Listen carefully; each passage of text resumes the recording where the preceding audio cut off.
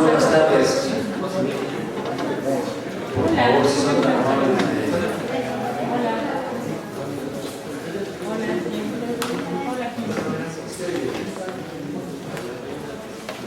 No se sienten, son tan amables, por favor.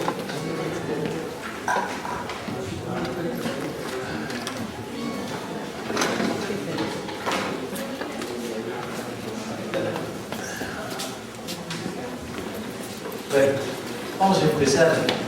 Es hoy nuestra quinta sesión de 9 programadas. La última será en función de que se canceló la reunión del día 11, miércoles, hace 15 días. ¿Sí? ¿Hoy qué es? Hoy es 25, ¿no? Sí, 25 menos 14, 11. ¿Sí? Bueno, canceló la última sesión del ciclo de pláticas, es el miércoles 9, o sea, de hoy en 15 exactamente. Nos quedan las 2 sesiones de la semana próxima y las 2 sesiones de la siguiente semana. Sería la primera de diciembre, 7 y 9. La del día 9 no será completa las 2 horas, solamente la primera hora, porque la segunda vendrá la clausura y todo lo correspondiente. Creo que se hacen varias cosas, ¿no? No sé, ¿usted quiere explicarles qué es? ¿Perdón? Es el cierre y creo que la entrega de las constancias y toda la cuestión formal del ciclo. Entonces, tenemos prácticamente pues, las 4 sesiones, aparte de esta, por supuesto, pero la cuarta sería la mitad. Estamos ahorita, si ustedes me ayudan a recordar, en la parte intermedia del ciclo, de las 3 partes en que dividimos las charlas. La primera, el espacio de la reflexión o el espacio del pensar. La segunda, el espacio del proyectar o el espacio de la proyección. Y la última etapa, la etapa de la construcción, de la materialización y del fenómeno construcción-habitación, aunque en realidad ya la habitabilidad la tratamos en la primera parte como uno de los principios o categorías básicas del hacer arquitectónico, junto con la relación que ya hemos visto y que estamos reiterando a través de las imágenes que aquí presentamos en los esquemas, sobre todo en relación al proceso. Estoy tratando de plantear que hay un proceso de producción de las obras arquitectónicas. Hay compañeros que le llaman el proceso de la creación arquitectónica, y yo el término de la creación no lo utilizo por varias razones, porque la idea de crear, de su raíz etimológica, de su palabra verdadera, ustedes recuerdan que timos quiere decir la palabra verdadera.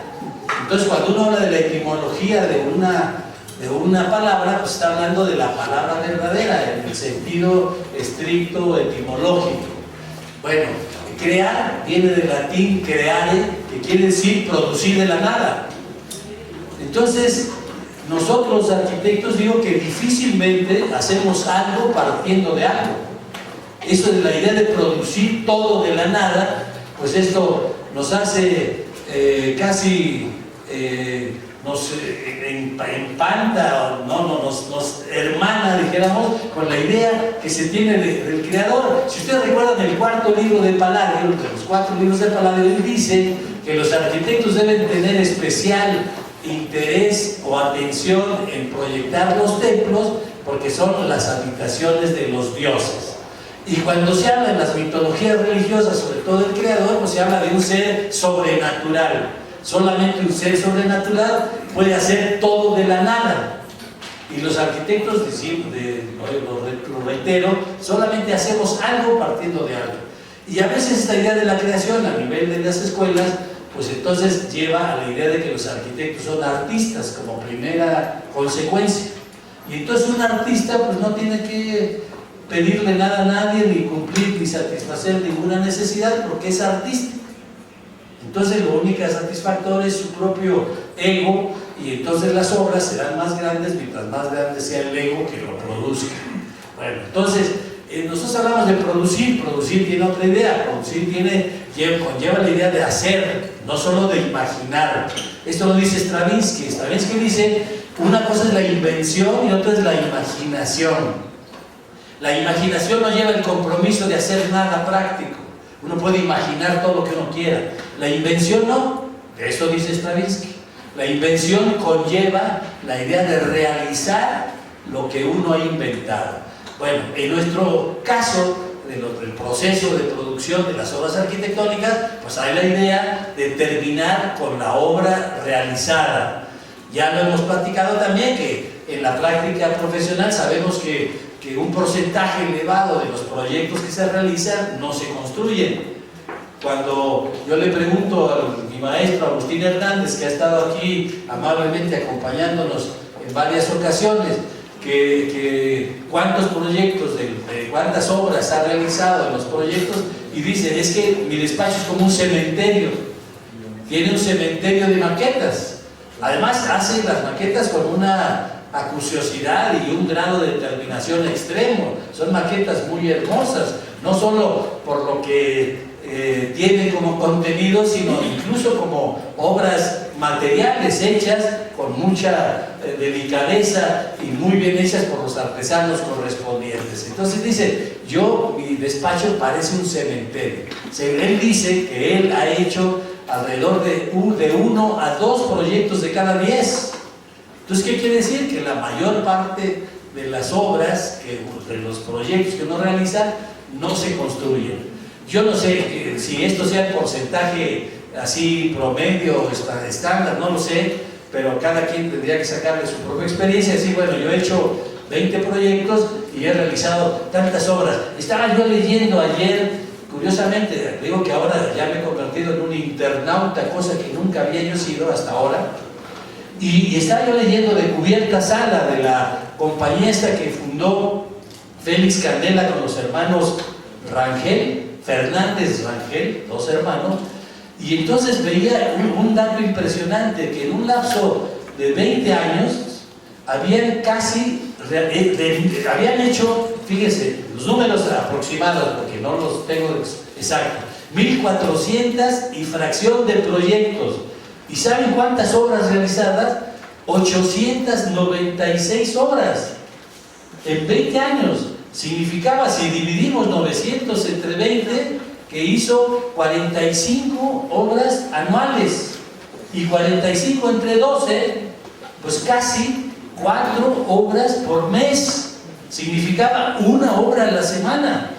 Es un porcentaje altísimo. 900 de 1.400, pues estamos hablando casi del 80, el 75%, 1.400, la mitad 700, 350, alrededor del 70% de las obras los proyectos que realizó Cubierta Sala en el lapso de 20 años, no decía la fecha de inicio y la fecha de terminación, en 20 años había realizado 900, obviamente un porcentaje elevadísimo. Y claro, todo lo que realizó después Félix Candela después de que salió de aquí en la Ciudad de México. Bueno, entonces, estamos en la parte intermedia. Ahora fíjense, esta etapa de la proyección también es interesante. ¿Por qué? Porque es la que nos diferencia del resto de las disciplinas. La investigación, por ejemplo, la hacemos igual que la hacen las áreas de ciencias sociales. Los sociólogos y filósofos y demás especialistas hacen investigación, igual que nosotros la hacemos. La construcción también la compartimos con los ingenieros, dominantemente, aunque sabemos que hay muchos profesionales que se dedican a construir sin tener la menor idea de lo que significa construir, pero bueno, construyen, tienen recursos y construyen. Pero la única actividad específica, propia, que diferencia nuestra profesión de las restantes es la idea de la proyección, o sea, la idea de proyectar. Yo suelo decir, y creo que ya lo he dicho ya en veces anteriores, que somos proyectistas doblemente, porque proyectamos todos la vida. La vida hay que proyectarla continuamente, o sea, todos los seres humanos proyectamos la vida propia, pero además nuestro hacer también consiste en proyectar las obras que queremos realizar. Somos proyectistas por partida doble. Este proyectar la vida, como ustedes saben, pues está ejemplificado por muchos autores. Yo recuerdo a Ortega y Gasset, que dice que la vida es un quehacer. ¿Por qué razón? Porque a nadie nos es dada la vida hecha y todos tenemos que hacerla de alguna manera día con día. Bueno, hacer la vida es un proyecto permanente. Ustedes vienen aquí, en la mañana proyectaron que iban a estar aquí en este espacio y ahorita están proyectando qué es lo que va a pasar en cuanto ustedes salgan de aquí. Van a agarrar, tomar su coche, van a abordarlo, se van a ir no sé a dónde y van a hacer no sé qué cosas allá, en fin. Pero ya están pensando en esa proyección, es decir, en realidad nunca estamos solo viendo lo que estamos haciendo en el momento presente, que es efímero y fugaz, sino que estamos pensando en las siguientes etapas del proceso de la vida cotidiana. Bueno, entonces, esta es una razón por la cual creo que se toma especial interés en la etapa de la proyección. Dijimos también que cuando nosotros estudiamos había muchas posibilidades de que nosotros pudiéramos dedicarnos al proyecto arquitectónico y poder vivir profesionalmente el proyecto arquitectónico. Pero yo ya les comenté la primera vez que yo ya me siento miembro de una especie en extinción. Esa especie en extinción son los arquitectos que han vivido de proyectar toda la vida y que ha sido su actividad básica, además de a veces complementada con la construcción, pero esto creo yo que cada vez es más difícil realizarlo. ¿Por qué razones? Tal vez serían largas de encontrar las causas.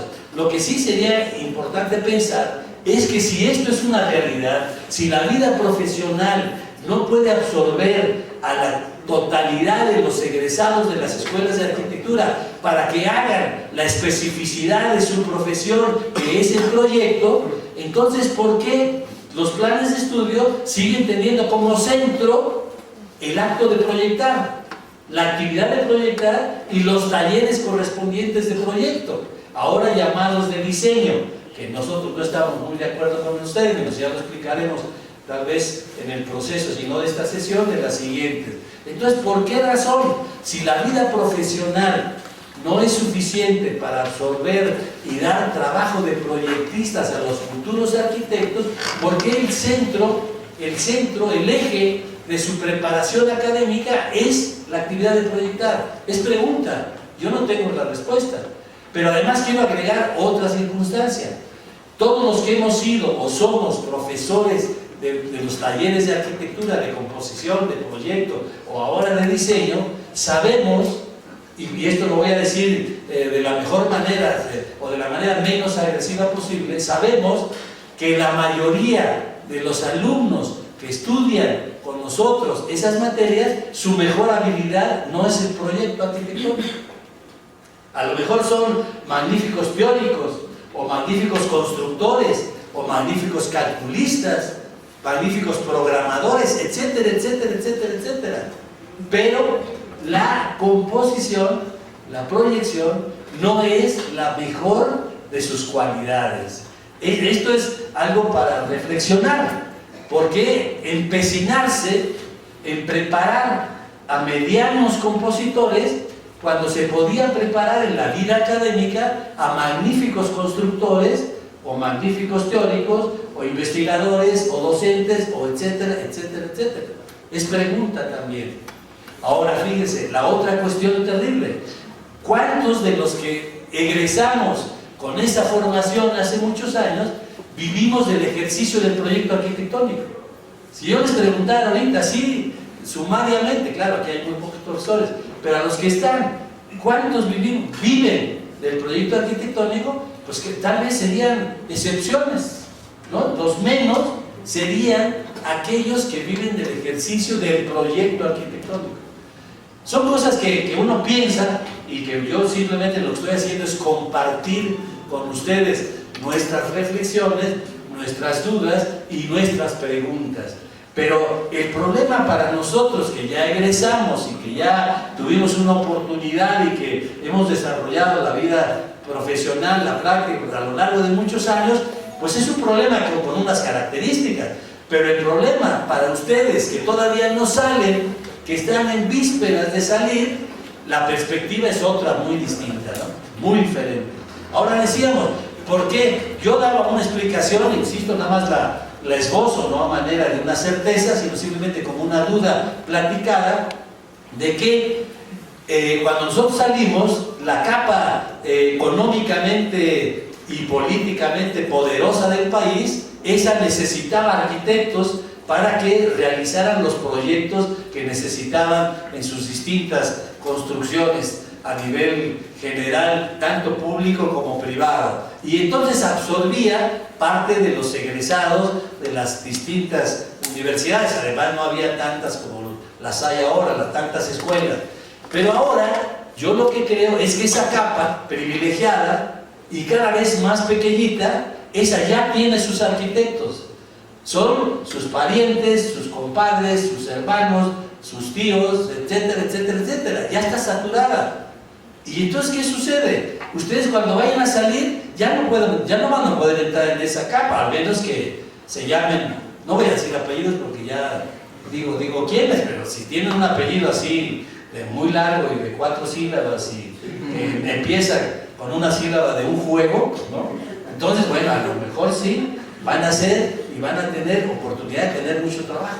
Pero si no tienen ese nivel, entonces ¿qué va a pasar? Fíjense, esa es una cuestión real. Y la otra es que sabemos que alrededor, yo no tengo el número exacto, pero alrededor del 80% de la población del país no tiene contacto con los arquitectos. Los arquitectos no trabajan para 80 millones de mexicanos o 85 millones de mexicanos. Es una contradicción terrible. Se preparan, se capacitan y salen a buscar trabajo en una capa que los va a rechazar porque ya están saturados, y en cambio los otros 80 millones de habitantes del país no van a tener acceso a los saberes, a los producires de los arquitectos egresados de las escuelas. Es un panorama bastante difícil, digo, y que hay que pensar sobre todo, insisto, a nivel de ustedes que están estudiando y que obviamente por lo que quieren es salir y tener un demanda de su trabajo y la remuneración adecuada, etcétera, etcétera, etcétera. Bueno, como ven, empecé hoy melancólico, será por lo que comí, no sé, muy tarde, pero empecé con esta idea que no es nada optimista. Bueno, vamos a iniciar con las imágenes para reforzar las ideas que queremos manifestarles en esta ocasión. ¿Qué más dije? Me falta otra cosa de comentarios generales. No ha venido el arquitecto que se comprometió a organizar lo de la visita el próximo sábado al restaurante del Lago. Solamente hablé por teléfono con él, es José Antonio Ramírez, ustedes lo conocen, y me dijo lo siguiente, que la cita está hecha para estar a las 11 de la mañana en el restaurante del Lago, ya cada quien por su cuenta, no hay autobús ni nada, cada quien llega y sale como pueda, bueno, y paga ya lo que consuma, por supuesto. Llegar, que es a las 11 de la mañana, porque a la 1 de la tarde la persona que es el contacto de José Antonio nos va a enseñar todo el restaurante. Les digo que puede parecer interesante porque podemos ver áreas que normalmente no se tiene acceso, como todas las áreas de servicio, en particular el área de la cocina, que la cocina, que yo recuerde, era el laboratorio, el corazón, dijéramos, del trabajo del restaurante, porque en el otro lado están solamente los comensales, pero donde existe todo el procesamiento complejo y complicado de la preparación de los alimentos está en la cocina. La cocina, si no mal recuerdo, era casi el 40% del área total del restaurante. Y esto porque los concesionarios hace muchos años de ese restaurante es propiedad del departamento, pero lo da en concesión a particulares. Eran dos muy grandes empresarios que tenían grandes restaurantes, y obviamente ellos asesoraron las condiciones de trabajo de esa zona vital, el corazón del restaurante, que es la cocina. Entonces yo tenía curiosidad personal por regresar a ver algo que vi hace 40 años, casi estoy seguro, y que nunca más volví y regresé a ver. Bueno, algunas veces he regresado al restaurante, por supuesto, pero no a la parte de los servicios, fundamentalmente la cocina. Bueno, Parece ser que, Alberto, si ustedes quieren venir por acá, estoy quitando el lugar. Entonces, parece ser que nos van a dar la oportunidad de entrar a la cocina. Entonces sería a las 11 de la mañana y los que quieran ir, tal vez si nos hacen una lista, porque él pidió que se hiciera un menú especial y dice que calculó 25 personas. Entonces, si ustedes hacen una lista y esa cantidad es la que él ha solicitado, pues la ratificamos, y si no, decir que vamos a hacer menos o más, en fin. Bueno, eso es todo, lo general. Y ahora, entonces, estaríamos en la segunda sesión del proyecto arquitectónico. Otra vez, y perdonen la reiteración, yo me doy cuenta de una cosa, ya como defecto o virtudes, no lo sé. Mi discurso es reiterativo. Yo prefiero decir pocas cosas muchas veces que decir muchas cosas pocas veces, ¿sí? O se los digo de otra manera. Alguien me dice, bueno, es que tú por las citas que haces has leído mucho. Yo digo, no, yo he leído al revés, yo he leído poco, pero he leído mucho lo poco que he leído, ¿sí? ¿De acuerdo? Ese es el caso. Y poco, pero mucho. Lo poco que he leído me lo sé muy bien, es decir, me lo he aprendido, pero esa es la misma idea, decir pocas cosas, pero reiteradas, si es que ustedes creen que la reiteración es parte del ejercicio didáctico. Un maestro reiterar cosas, y al repetirla, en esa repetición está la posibilidad de la recepción de las ideas por parte de nuestros auditores, quienes hacen favor de oír los discursos que hacemos. Bueno, entonces, pasemos a las imágenes. Esta vez sí, no voy a amenazarlos con cantar, no voy a cantar esta vez, o sea, todo va a ser dicho y palabras. Nada más que quería usar esto porque no ando bien de la garganta. Bueno, a ver, Adriana, si eres tan amable. Lo que presento yo es una palabra muy elegante, ¿no? Algoritmo proyectual. Ya lo dijimos la vez pasada. Un algoritmo, según los matemáticos, es un proceso que se sigue paso a paso hasta llegar a un resultado.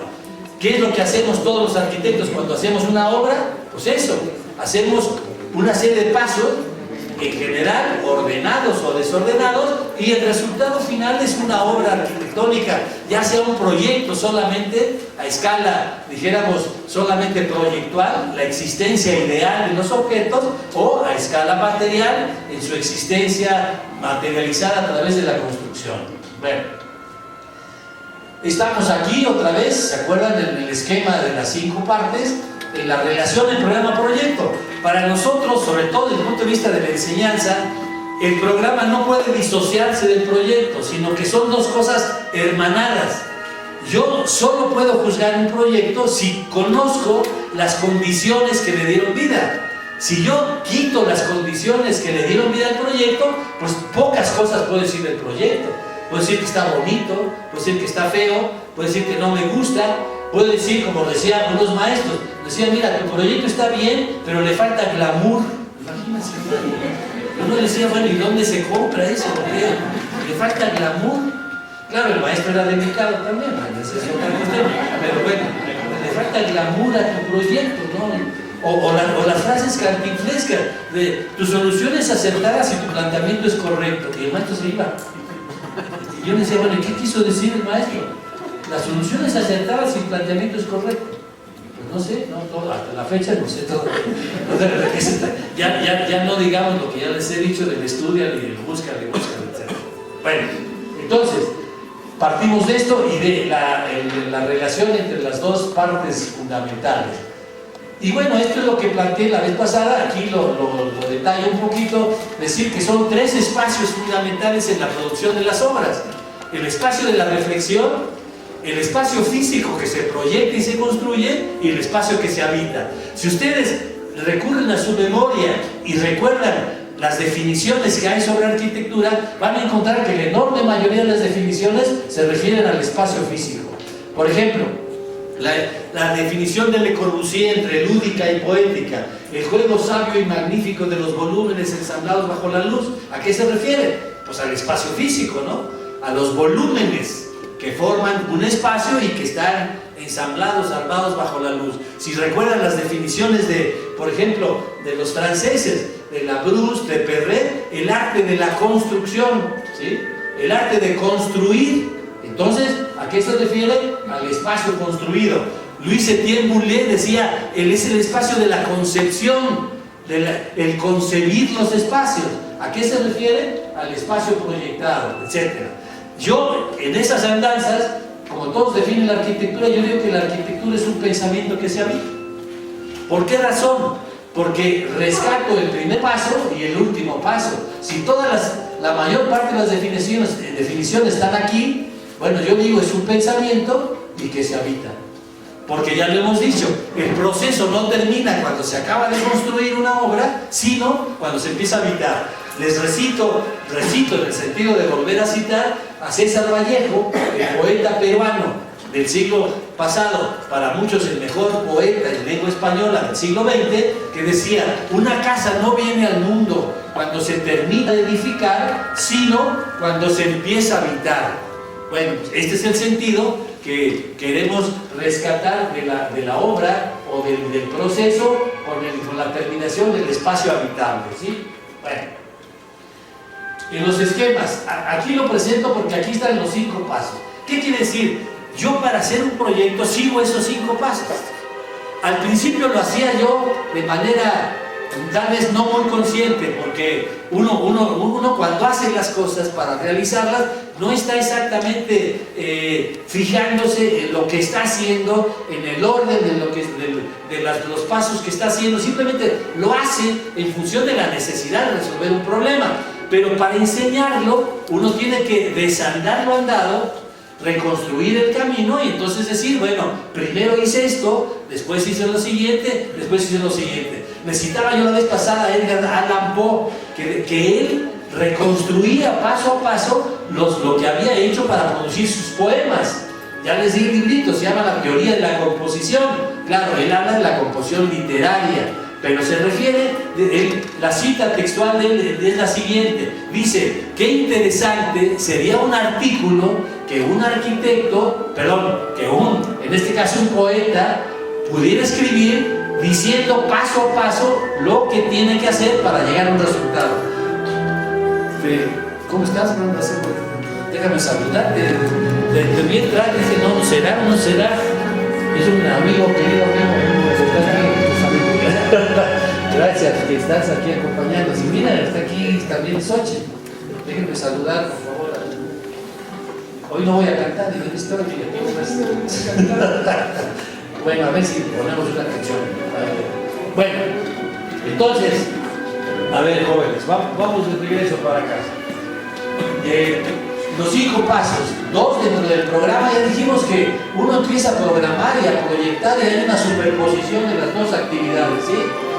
Programar y proyectar. Y aquí está el análisis de los espacios virtuales que no existen todavía, el espacio del sitio, el análisis del sitio, y luego las 3 partes de los emplazamientos en la siembra, la visualización y la representación o el diseño. Bueno.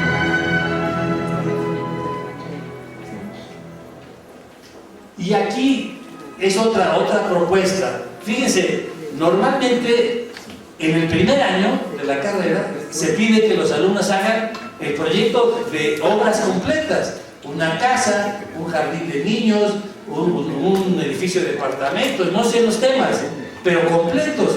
Y eso para nosotros está aquí en el tercer nivel, los objetos arquitectónicos simples. Pero antes nos parece que hay 2, cuando menos 2 peldaños en los que uno tiene que aprender a componer los elementos o los elementos de la composición o los elementos de la arquitectura en términos del teórico francés Guadet. Estos elementos, él toma la palabra arquitectura como sinónimo de objetos arquitectónicos. Ya no hemos podido ver que para los arquitectos la palabra arquitectura significa 3 cosas fundamentales: las obras, la actividad o la disciplina, y que para los poetas, escritores, etcétera, significa muchas cosas muy diferentes a lo que significa la arquitectura para los especialistas. Bueno, entonces, primero, los elementos de la arquitectura, ¿cuáles son según este teórico? Pues son los muros, las puertas, las ventanas, las escaleras, las cubiertas, las bóvedas, los arcos, todos esos elementos son los elementos con los que se hacen las obras arquitectónicas. Y el segundo nivel son los espacios. Guadet dice, yo hago una composición con un baño, un pasillo, una recámara, una estancia, con eso armo un proyecto, hago una composición arquitectónica, pero yo hago una obra arquitectónica con paredes, con pisos, con cubiertas, con ventanas, con muros, con puertas, etcétera, etcétera. Bueno, aquí la música me hizo eco de lo que estaba diciendo la gente. Vamos, por favor, radiante. Y yo quiero ponerles, por ejemplo, mostrar que a veces ya los arquitectos ya no proyectamos las escaleras. Yo creo que el primer paso serían esos elementos, y un elemento entre muchos otros es el proyecto de las escaleras. ¿Cómo se proyecta una escalera? Y aquí vienen algunos análisis. Miren, las escaleras, la escalera con la que yo salí haciendo escaleras de la escuela es la escalera 30 de huella, 17,5 de peralte, porque se decía 2 perantes más una huella igual al paso humano de 64 centímetros. Bueno, si ustedes suman 17,5 por 2, 35 más 30 de huella, 65 centímetros. Esa era la fórmula. La fórmula, según esto lo dijo un teórico francés en su tratado de la construcción, que se llamó Rondelet. ¿Por qué razón esta fórmula? Nadie la ha discutido. A mí me parece que es una fórmula muy discutible. Y ahorita les voy a tratar de explicar por qué. Yo creo que hay que revisarla para ver si es correcta o si se puede realizar y desarrollar de mejor manera. Bueno, de aquí para acá son las escaleras. Ya hacia acá vienen las escalas. Y de aquí hacia abajo, pues hasta un rango, las rampas de personas, el 10%, rampas de coches, el 20%, etcétera, etcétera, etcétera.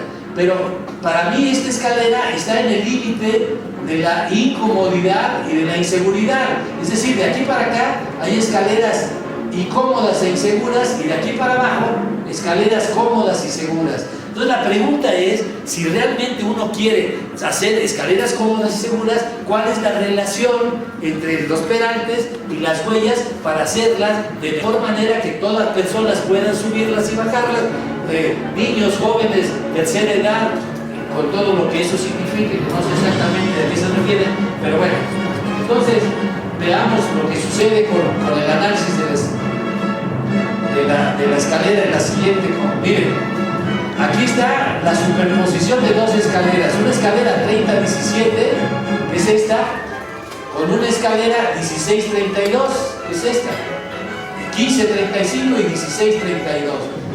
Y resulta que esta tiene 5,50 metros cuadrados de desarrollo en planta, y esta tiene 5,20. Por aquí estaba, 5 metros. ¿Qué significa? Que hay 50 centímetros cuadrados más para proyectar una escalera más cómoda que proyectar una escalera semicómoda o riesgosa. Entonces yo digo, fíjense, si analizamos que hay una casa de 100 metros, ¿qué quiere decir? La casa con una escalera cómoda y segura va a tener 100.50 metros cuadrados de construcción. La casa con la escalera incómoda e insegura va a tener 100. Yo pregunto si vale la pena ahorrar los 50 centímetros cuadrados. Fíjense, ¿qué son 50 centímetros cuadrados? 7 por 7. ¿Quién me presta una de esas? Tienen como los que se pegan, los stickers, ¿cómo se llama? Pues miren, 7 por 7 es esto.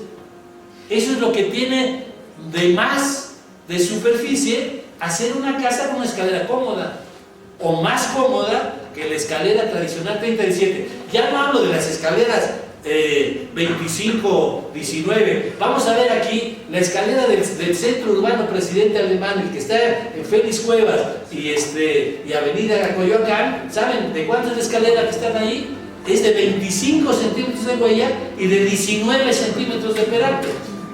Y van a ver qué pasa con estas escaleras. Bueno, veamos la siguiente. Aquí una comparación muy breve. La iba yo a hacer gráficamente, pero es mucho más rápido aquí.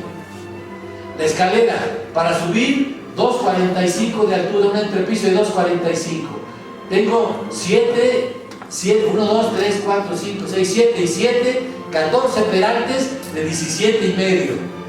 Y con esos subo la escalera. Si lo quiero hacer con la tangente 7/12, si lo quiero hacer la escalera más descansada, es con 16, 32, 16, 32, 16, 32, 16. Este es el desarrollo de la escalera. 15 peraltes, el peralte número 15 va aquí, y esto tiene 5,07 metros cuadrados. Y esto tiene 4,86. ¿Cuál es la diferencia? 22 centímetros cuadrados. Yo digo que no es una pichicatería de los arquitectos no querer hacer por desconocimiento, tal vez, no porque sean mezquinos. No son los arquitectos mezquinos en general, creo yo. Pero entonces, ¿por qué no hacer escaleras cómodas para que la gente tenga seguridad y comodidad en el subir y sobre todo en el bajar las escaleras?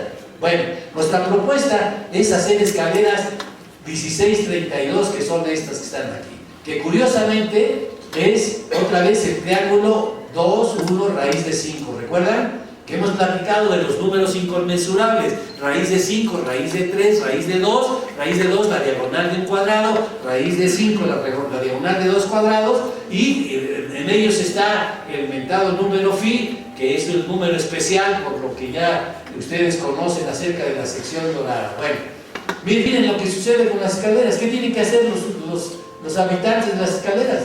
¿Tienen que poner doble barandal o se desbarrancan? Si hubiera un registro de cuántos accidentes se producen en las escaleras por el hecho de ser escaleras demasiado tendidas, yo creo que habría que ver y estudiar cuántos de esos accidentes se deben a que las escaleras no les alcanza a uno el pie para ponerlo, para subir. Si no alcanza para subir, mucho menos para bajar. Para subir uno puede meter el pie hasta el tope, pero para bajar, como dicen los argentinos, uno no puede recular, ¿no? Uno lo baja reculando el pie, y entonces no se puede, hay menos espacio para bajar todavía. Bueno, miren lo que pasa. Ponen doble barandal. ¿Por qué? Porque aquí tienen 19, 25, 19. Claro, el arquitecto le puso una nariz muy grande, le puso una nariz de 5 centímetros. Y claro, al subir sí tengo los 30. Pero el problema no es subir la escalera, el problema es bajarla. Bueno, el arquitecto, ya saben ustedes quién es, no lo quiero recitar. Y miren una interpretación de una escalera que es variable. Aquí tiene un más pendiente, menos pendiente, más pendiente. Esta escalera está en el Politécnico, en el casco de Santo Tomás. ¿Tú recuerdas, Víctor, cómo se llama? Se llama Hernández, pero ¿cómo se llama el arquitecto? ¿Te acuerdas? Bueno, es un arquitecto del Politécnico que dijo lo siguiente: como aquí empiezo a subir la escalera, sigo y sigo, la escalera debe ser más descansada mientras más alto subo. Por eso el desarrollo aquí arriba es más alto que este y es más ancho que esta. Aquí hay menos metros, aquí hay más y aquí hay más. Por eso toma el cubo de las escaleras la forma que ustedes están viendo ahí. Bueno, es una interpretación personal. Aquí es otra toma de la misma escalera. Y bueno, aquí porque quiero mencionarles que esta es una foto rarísima. Yo no sé cuándo y en qué circunstancias la saqué, pero ya la vi la vez pasada, que es la escalera de las casas de Barragán, las dos. Pero miren esta, ¿qué tiene? Tiene barandal. Como Barragán vivió allí desde que tenía 45 años, en 47 es la escalera, nace en 1902, hasta cuando tiene 86 años y tiene problemas de Parkinson, entonces tuvo necesidad de ponerle el barandal que no tenía originalmente. Si ustedes van ahorita, ya no tiene el barandal, ya le quitaron otra vez el barandal. Bueno, ya no es casa, es museo, etc., ¿no? Bueno, miren lo que sucede. Esto es lo que así quisieran los arquitectos que fueran los pies, ¿no? Como de chicle, que uno llegara y que entonces la mitad del pie se quedara abajo y la mitad se pegara a la huella, ¿no? Miren.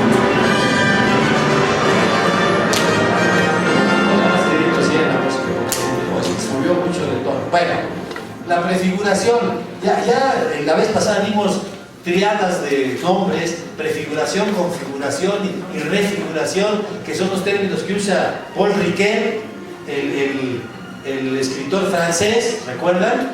Que hace el análisis o la comparación, mejor dicho, entre la literatura y la arquitectura, y dice que la configuración arquitectónica y literaria consiste en la construcción de la obra, ya sea literaria o arquitectónica, y la refiguración es el momento en que el lector toma el libro y se lo apropia de él, o el momento en que el habitante pasa y ocupa la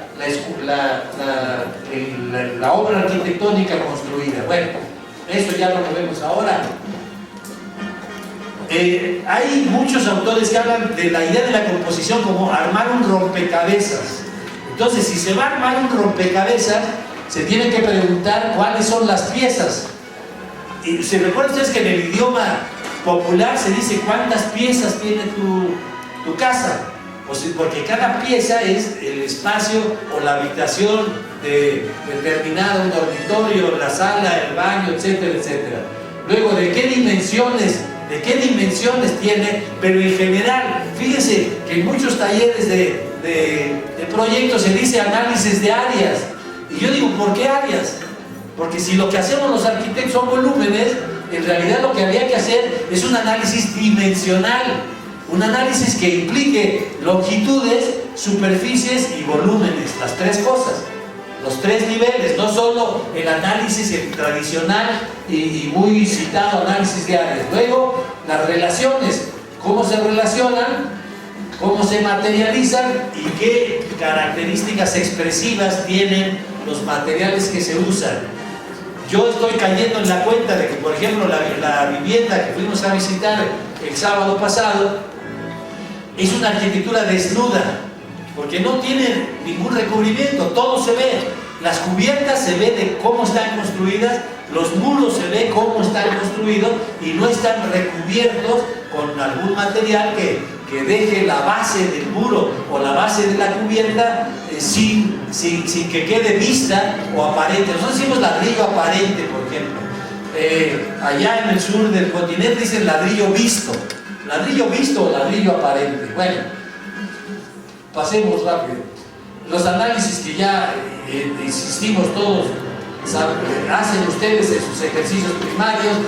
Yo lo que les menciono es que son las preformas de los análisis, dejando que los espacios tengan solo las dimensiones que se necesitan.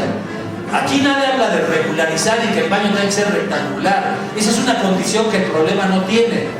La condición es hacerla con la menor superficie necesaria. Entonces hacemos estos diagramas también volumétricos. Estos son los sanitarios de los aviones. Miren, es 1 metro por 1 metro, 1 metro de aquí a acá, y creo que es 1,10 o 1,20 en el otro sentido. Aquí están los dos muebles. ¿Por qué? Porque el articulador, la circulación y el área de uso de los muebles es la misma superficie. En alzado tienen esta condición, no tienen la misma altura, no es 2,10 de altura, sino son curvos porque generalmente están adosados a las paredes del avión que tienen esa curvatura y a esa curvatura se adaptan.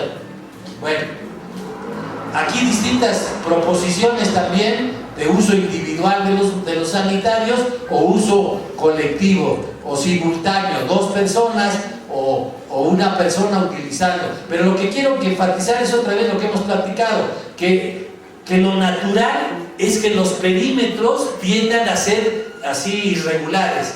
Sí se puede después regularizar si ustedes quieren, pero lo natural, si uno respeta las superficies, las áreas, los volúmenes de los elementos, es que tengan entrantes y salientes, en lo que hemos llamado la diversidad y la desigualdad arquitectónica.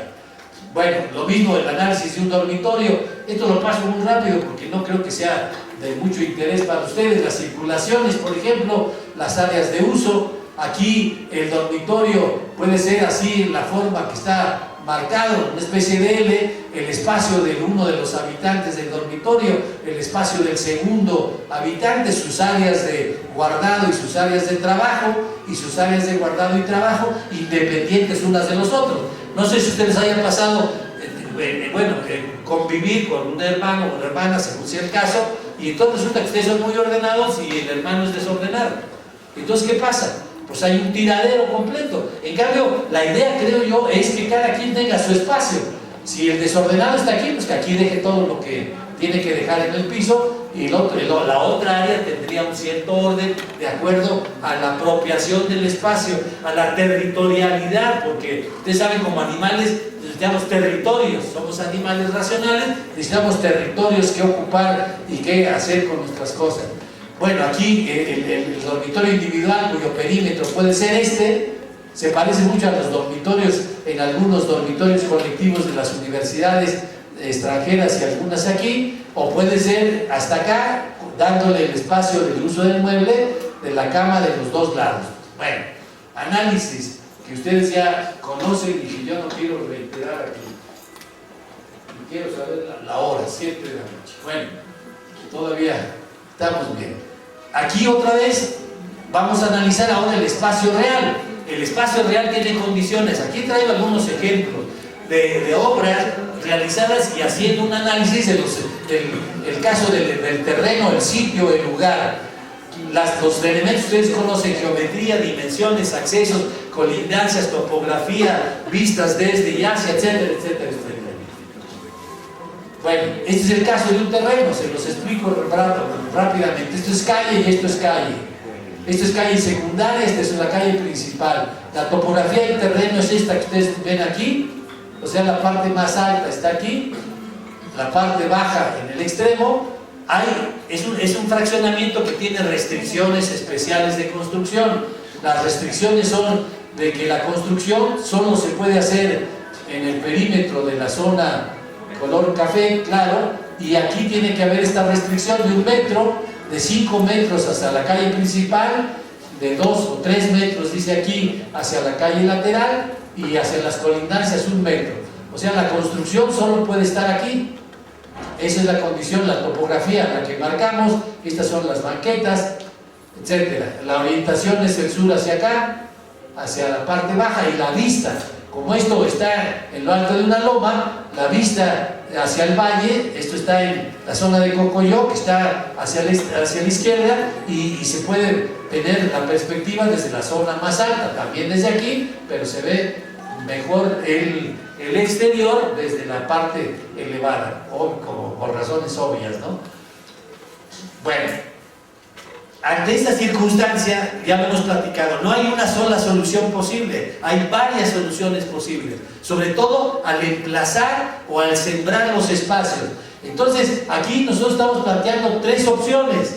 La casa podría estar en la parte de arriba, dejando toda esta parte jardinada, o puede estar en la parte de abajo. Aquí no puede estar, por supuesto, porque es la restricción de construcción. No se puede construir hasta abajo.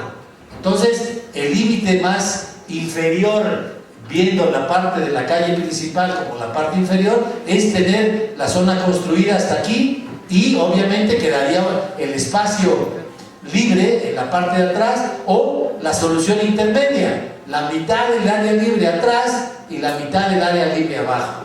Como esto es el sur, los espacios fisonómicos y los espacios más importantes de la construcción, como es la terraza. ¿Se acuerdan que vimos allá en Tepoztlán que el espacio central del proyecto de la casa que vimos es la terraza, es decir, el espacio cubierto pero abierto?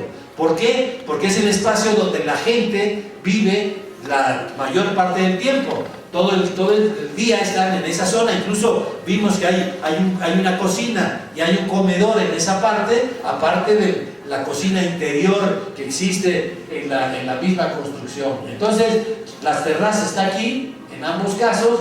Aquí hay una recámara, y también hay recámaras en el siguiente nivel. Entonces, 3 opciones. ¿Por cuál optar? Bueno, pues en este caso eliminamos estas 2, como estaba aquí en el croquis, y optamos por esta. Tener la casa hasta atrás. ¿Por qué razón? La parte más alta del terreno, la de mejor perspectiva hacia el valle, la que deja mayor área de superficie abajo, y la que deja todos los espacios habitables hacia el sur, que en este caso coincide con la mejor vista. Bueno, entonces quitamos esto. Vamos a presentar el proceso completo, pero ahorita estamos recorriendo paso a paso. Miren, aquí otra idea de visualización, esquema simplemente.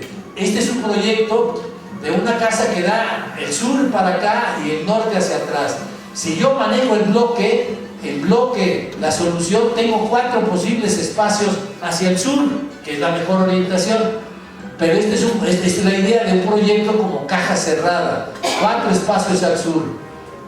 Si yo rompo la caja, si yo no trabajo con un bloque paralelepipédico, una espantosa tal palabra, pero usted ya sabe qué quiere decir, muros paralelos 2 a 2, entonces empiezan a pasar cosas. Aquí, yo al inclinar la pared, tengo una ventana hacia el sur, al bajar este nivel medio piso, tengo otra ventana hacia el sur, y entonces ya tengo 3, 4, 5, 6, 7 espacios. Este croquis es igual a este, nada más que este está viendo la fachada sur y esta es la fachada oriente. Entonces, en la fachada oriente de los esquemas, todavía no he dibujado ni plantas ni cortes, como les digo, es el último paso. En los esquemas tengo 3 espacios hacia el frente, 4, 5, 6 y 7. 7 espacios que me pueden quedar orientados hacia el sur, que es la mejor orientación, como ustedes saben, aquí en la Ciudad de México. La que más sol tiene, más hora sol, y la que mejores horas sol tiene, porque tiene hora sol ahorita en invierno y en verano no tiene porque cae verticalmente sobre la fachada norte. Entonces, esquemas todavía de visualización, las ventanas de atrás, las ventanas del frente, las ventanas del bloque primario. Bueno, y ahora sí, la representación o el diseño, miren. Este no es de la casa que estamos viendo, estoy tomando datos de cada uno de proyectos distintos para luego marcar la secuencia completa. En este caso, esta es una construcción hecha con los elementos poliédricos que, por cierto, no hemos ido a ver aquí a la exposición, porque cuando ustedes nos hicieron favor de ir el primer día no estaba montado el esqueleto, y ahora sí está el esquema con las barras de madera y con los conectores de metal, haciendo un espacio de 30 metros cuadrados, que eso ya mejor sería explicarlos allá. Pero hagan de cuenta que ese elemento está aquí, que es un despacho o un estudio, por eso tiene una entrada independiente. Esa es la entrada principal.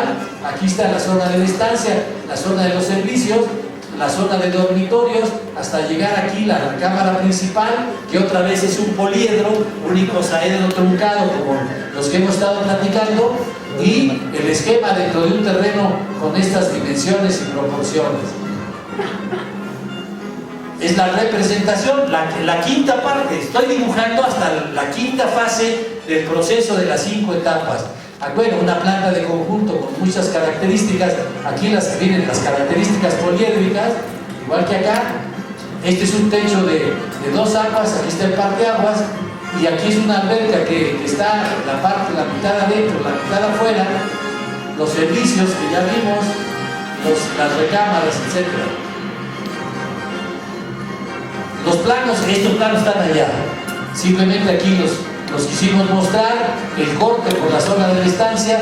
Este es otro proyecto, este está en Jalapa, Veracruz.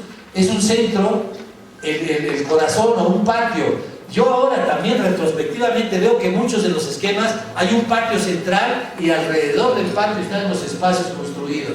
Aquí están los elementos de las oficinas, es un centro administrativo y el espacio central o la recepción en la parte central.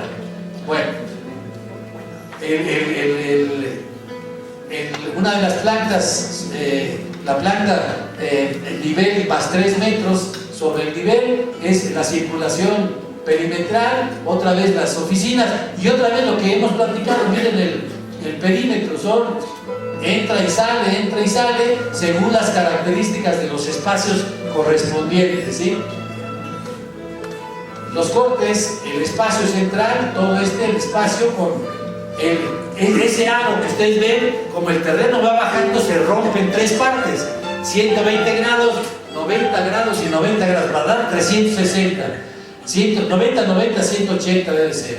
Ese es el espacio central, el atrio, el área de espera y las oficinas en los 3 niveles. Los esquemas, ustedes ya los pueden ver aquí en la exposición, no me detengo, las fachadas, etc. Y este es un un proyecto que presento ahí porque fue el único que rescaté.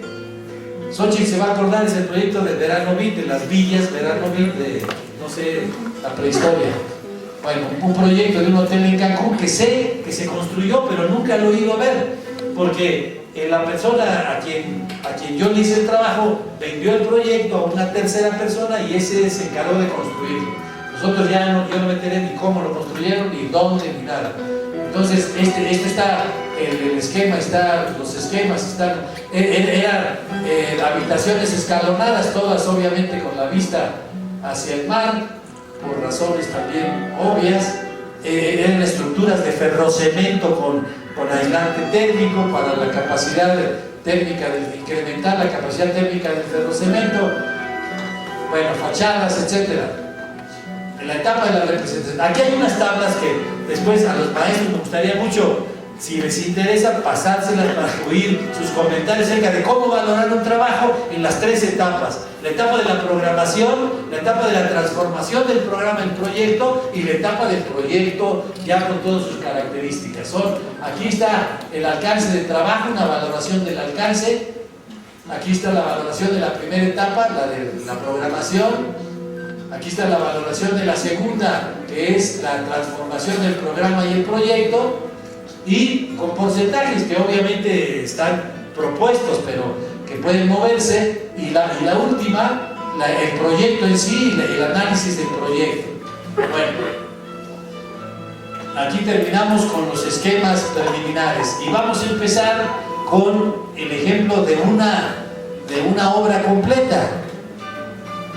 Pero como son 7:15, para no interrumpir el análisis completo, si quieren hacemos un paréntesis, 10 minutos, y regresamos aquí a las 7:25 para la segunda parte, por favor. Bueno, vamos a reiniciar, si son tan amables. Como miren, el montaje que hicimos de las imágenes era marcar los 5 pasos y marcar un ejemplo de cada uno de los 5 pasos. Ahorita lo que queremos es mostrar hasta donde lleguemos. Hay 3 proyectos en donde vamos a mostrar desde el primero hasta el 5.º paso de cada uno de los 3. Tal vez no fue lo mejor fragmentar porque quedó ilustrado tal vez el tema, pero no tenía relación ni antecedente ni consecuente. Bueno, entonces ahorita, para evitar eso, yo me di cuenta ahorita al exponer la imagen, que estaba bien la ilustración, pero no se decía qué había antes ni qué había después. Aquí vamos a ver el proceso de los 5 pasos aplicados en la casa del Tepoztlán para los que nos acompañaron allá y en una clínica hospital que supone que tiene un grado de complejidad y dificultad mucho mayor que lo que es simplemente una casa habitación. Bueno, entonces vamos a ver el primer ejemplo, es la casa del Tepoztlán. Como ustedes recuerdan, es una entrada muy angosta, tiene 3.000 metros, más o menos las dimensiones globales son 30 de ancho por 100 de fondo. La topografía es como esto. Aquí venía ¿cómo sería? El callejón de acceso, bueno, el callejón de 7 metros, y luego se amplía el terreno y ya se va hasta atrás.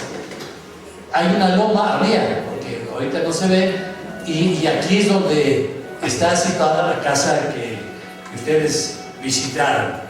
Entonces, en el primer análisis, bueno, pues los elementos existentes en el terreno, ahí el tipo de árboles que crecen se llaman ciruelos, básicamente, o al menos en este terreno, y son unos árboles muy bonitos porque son muy atormentados, así muy tormentosos en su ramificación, así se quiebran, se abren, se cierran, en fin, hacen dibujos muy interesantes. Bueno, había unos cuantos en esta zona, sobre todo en el alineamiento. Se ve que con anticipación, no sé de cuántos años, habían sembrado la hilera de árboles para marcar la división entre los dos terrenos. Bueno, decíamos, si ahora iniciamos a analizar los espacios virtuales, les llamamos espacios virtuales por muy obvia razón. Son espacios que no existen y que no van a existir si no se construye la obra. Si queda solo en el proyecto, van a quedar como espacios virtuales simplemente. y el espacio real sí es el sitio. Ahora, hay una relación entre el espacio real y los espacios virtuales. Y esto, cuando nosotros tratamos de relacionar ambos, pues entonces creo yo que es el paso fundamental de la composición.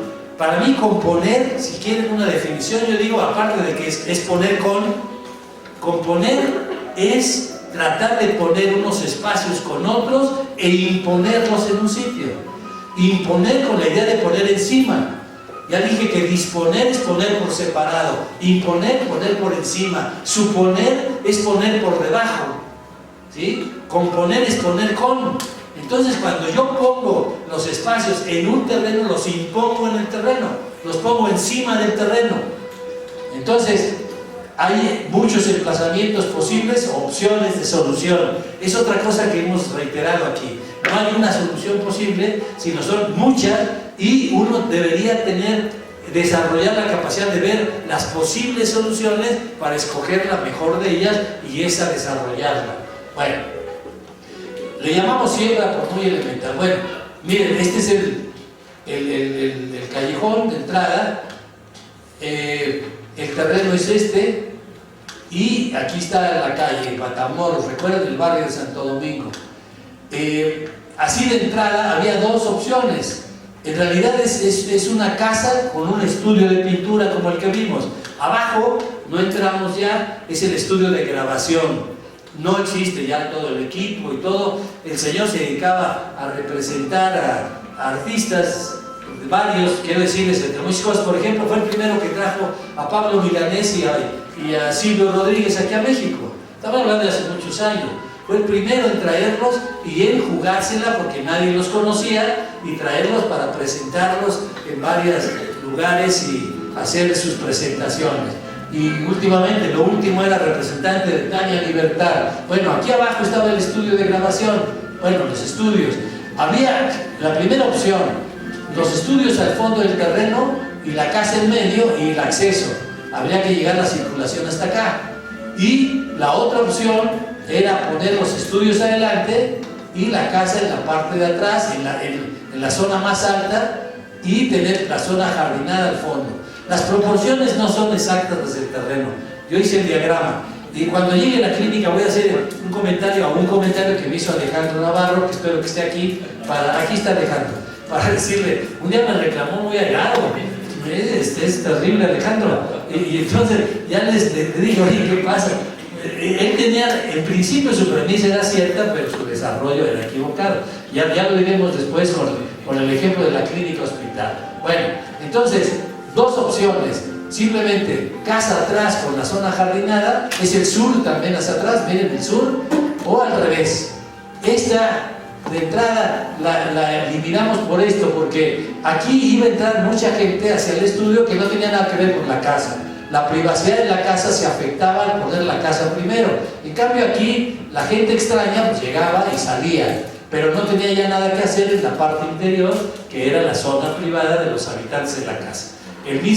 La misma persona que coordinaba los trabajos del estudio de grabación era obviamente la persona que vivía en la casa posterior. Y arriba del estudio de grabación había un estudio de pintura.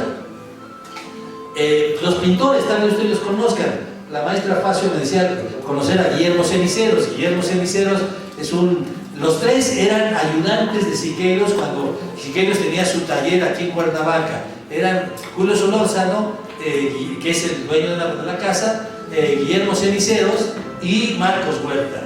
Marcos Huerta ya falleció y Ceniceros sigue trabajando. Hay una estación del metro. ¿Cuál es la estación que tiene los murales, maestro? ¿Usted se acuerda?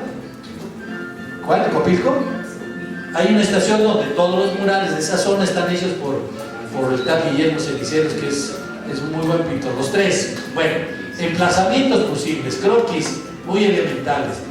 Aquí, esta casa era la casa original, que era una casa muy pequeñita, 50, 60 metros cuadrados, más o menos 200 metros cúbicos de construcción, que estaba en la entrada, y todo esto era el área jardinada. Posteriormente vino la idea, insisto, de los estudios en la parte frontal y la casa en la parte posterior. aquí empezó la idea del acomodo. Obviamente, miren, los espacios distribuidores o conectores, la posición debe ser centralizada. Bueno, la óptima posición de un espacio distribuidor o conector es la centralización. En este caso, en el esquema inicial, estamos proponiendo que este sea el articulador principal del vestíbulo. Hacia acá, la zona de estancias, hacia acá la zona de dormitorios, en un primer esquema, y una conexión directa hacia la terraza, que estaba hacia la parte posterior. Los vientos, si bien es cierto que la vista principal es hacia el norte, también es cierto que los vientos más fuertes soplan del norte. Entonces, en este caso, la idea de la forma era cobijar la zona del espacio donde se va a vivir el mayor tiempo y hacer una zona del jardín más privada que la zona abierta en la parte posterior. Claro que este es un esquema, este es otro esquema. El estudio igual, pero aquí el vestíbulo en esta parte. ¿Eso qué significaba? En vez de llegar aquí, uno tiene que dar la vuelta y llegar acá. Aquí serían los dormitorios de este lado, y aquí la zona de servicios y la zona del área pública. Otra vez el espacio central, igual que este, pero con la L, con la pata hacia la derecha, y la L con la pata hacia la izquierda. De las dos, desechamos esta por la mayor circulación y porque aquí no se podía desarrollar adecuadamente los servicios. Ahí vienen los patios de servicio, el área de lavado, la vivienda de servicio, porque no es solo una recámara, sino es una casita, la gente vive allí, tiene su comedor, su pequeña sala, su dormitorio y su cocineta también. No se podía desarrollar en esta parte porque obstaculizaba el acceso hacia la parte posterior. Eliminamos esta posibilidad y nos quedamos con esta. Bueno, aquí viene ya el desarrollo, ¿sí? Vamos por aproximaciones sucesivas. No se puede hacer el proyecto así de entrada de una sola vista. Bueno, yo no puedo hacerlo, tengo que hacerlo por etapas sucesivas. Entonces aquí sí ya el articulador otra vez, hay una biblioteca que necesitaba una terraza al exterior, la estancia, la terraza cubierta abierta, la conexión para que llegando de aquí uno pudiera salir directamente a la zona exterior, la cocina, los patios de servicio y la zona de la construcción más baja en la parte del dormitorio, de los estudios. ¿Qué otra cosa? La sucesión, el terreno iba bajando, entonces la sucesión de recámaras se fueron escalonando para sacar ventanas hacia el sur a todas. Aquí son 3 recámaras, pero las 3 tienen ventanas hacia el sur, obviamente con los baños intermedios hasta llegar al remate. 3 recámaras que todas ven hacia el sur, como vamos a ver en los esquemas de alzado. Ahora, la visualización del proyecto, la cuarta etapa o la presentación del proyecto. Y aquí pongo entrecomillado retrato hablado por lo que les voy a platicar. Esta es una sección aproximada, este es el terreno. Aquí está la estancia de doble altura y aquí empiezo a caminar a las recámaras. Esta recámara tiene vista hacia el sur, esta recámara vista hacia el sur, y obviamente esta recámara vista hacia el sur, la terraza también vista hacia el sur y la parte de arriba, en una parte del dormitorio también tiene ventanas hacia el sur. El dormitorio principal está acá arriba. Hay un umbral para pasar del exterior al interior, una escalinata por las dimensiones de los niveles, el nivel de acceso y el nivel más alto, y se va escalonando. Yo no tengo todavía dimensiones exactas, ya hice los análisis previos de los esquemas de las recámaras, de una cama matrimonial, de 2 camas individuales, había una de 3 camas individuales por la composición de la familia, que eran más hombres que... No, más bien no eran más hombres, eran puros hombres, los hijos, puros hombres, no había mujeres. Entonces había recámaras con 3 camas y otras recámaras con una sola cama. Bueno, el retrato hablado. ¿Saben quién habla del retrato hablado? Nada menos que Luis Barragán. Luis Barragán era un señor que cuando uno le preguntaban, periodistas o algo, que describiera su manera de proyectar o su manera de entender la teoría de la arquitectura, el diseño, etc., él contestaba que él no sabía, que él no era la persona más calificada para hablar de teoría, porque recuerden ustedes que él no tuvo la formación de arquitecto, o la de formación de arquitecto, como quieran. Entonces él no contestaba eso, decía que él no podía. Y el que narra la manera en que proyecta es el último de sus socios, de un final trágico, porque acaba suicidándose. La esposa se queda con toda la documentación y la vende a la empresa, a la compañía esta, Vitra se llama, ¿no? La Vitra suiza, creo, que es la dueña de todo el material de Barragán. Bueno, entonces, nunca he sabido si es Ferrara o Farrera. Dime, Víctor, ¿cómo se llama? ¿Ferrara? Ferrara. El Ferrara es el apellido. Entonces, este señor narra cómo Barragán les exigía o les pedía que hicieran la narración del proyecto. Y lo interesante es que les piden que hagan algo semejante a lo que ahora ustedes pueden hacer con las máquinas, hacer un recorrido virtual del proyecto, que no existe, pero existe. Ya lo dijimos, la existencia ideal. Y entonces les decía, a ver, párense en la calle y vean hacia el terreno. ¿Cómo se ve la barra? ¿La barra es opaca o es una reja transparente? ¿Cómo se ve la entrada? La entrada tiene un techo, la entrada está al paño del alineamiento o está remetida. Si está remetida, ¿qué está del lado derecho de la puerta y qué está del lado izquierdo? Del lado derecho hay una escultura, hay un nicho. Ahí está el llamador, el interfón, hay una cubierta. ¿Cómo es la cubierta? ¿Es ondulada o es una cubierta plana? ¿Es una cubierta inclinada con teja? Etcétera, etcétera, etcétera. 1000 preguntas que es obvio que se tiene uno que hacer, porque uno está tratando de ver, entre comillas, el proyecto que no existe. Bueno, pues todo ese proceso, él pedía a sus colaboradores que lo hicieran. Y eso lo llama Ferrara, no sé si son palabras de él o palabras de Barragán, que dice que es el retrato hablado, lo que estaba en el otro esquema. Bueno, hagan de cuenta que nosotros tratamos de hacer un retrato hablado. Yo sé que va a haber una escalinata, un umbral, o sea, va a tener un techo, un espacio cubierto, abierto. Sé que tengo 2 niveles del lado derecho, sé que hay unas puertas, las puertas son de demoliciones. Se hizo una demolición, puertas del siglo XIX, puertas de 60 centímetros dobles, junto con 2 enrejados laterales para las ventanas. Todo esto se compró en una demolición y eso había que adaptarlo obviamente al proyecto. Bueno, la visualización muy primeriza, dijéramos, muy primaria. Miren, esta es la entrada. Ahora la visualización tridimensional. Porque uno puede visualizar en la planta, pero uno tiene que ver en 3 dimensiones. Entonces yo creo que hay que desarrollar la capacidad de representar esquemas de perspectiva o croquis de perspectiva con el horizonte a nivel del espectador. Porque luego veo perspectivas que son absurdas, porque está más 350. ¿Quién va a ver la casa más 350? Pues nadie que yo sepa llega a tener esa medida. Entonces, decía, fíjense, es una frase de Le Corbusier. Le Corbusier escribió, la arquitectura está hecha para ser vista por un hombre o una mujer a unos 55 metros de altura. Esa es una frase textual en un texto de él. Entonces uno debe tratar de ver las obras tal y como se van a ver con la línea de horizonte natural. Bueno, aquí hay un esquema muy elemental. Aquí había, sí, aquí está.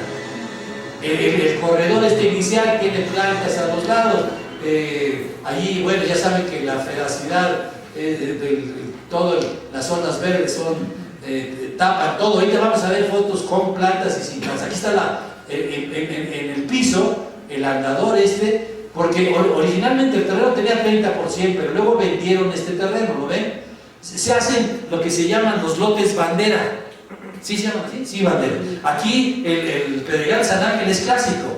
Un lote de un ancho muy grande que lo van fragmentando y hacen 7 metros para entrar hasta el lote que está atrás. Y luego otros 7 para entrar al lote intermedio y queda un lote al frente. Se van escalonando. Este es el caso clásico allí en Tepoztlán. El andador, el ingreso de coches, por supuesto, y las barras, con la vegetación natural.